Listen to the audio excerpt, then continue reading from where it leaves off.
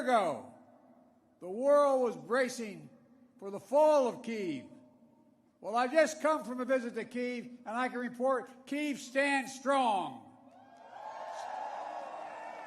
Kyiv stands proud. It stands tall. And most important, it stands free. When President Putin ordered his tanks to roll into Ukraine, he thought we would roll over.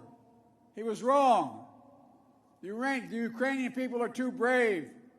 America, Europe, a coalition of nations from the Atlantic to the Pacific, we were too unified.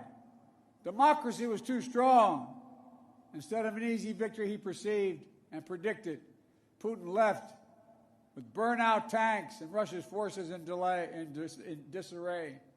He thought he'd get the Finlandization of NATO.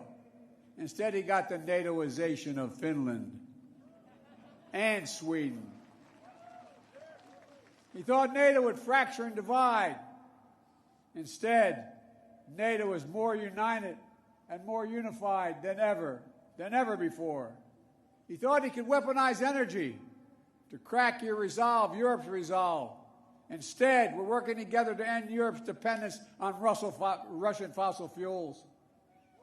He thought autocrats like himself were tough and leaders of democracy were soft.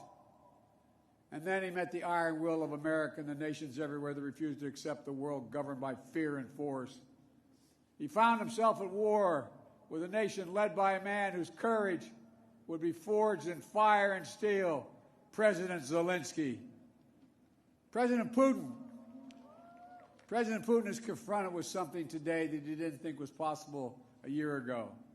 The democracies of the world have grown stronger, not weaker.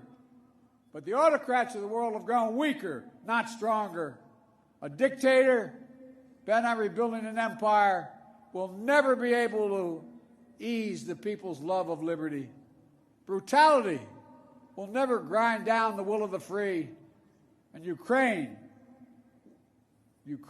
will never be a victory for Russia. Never.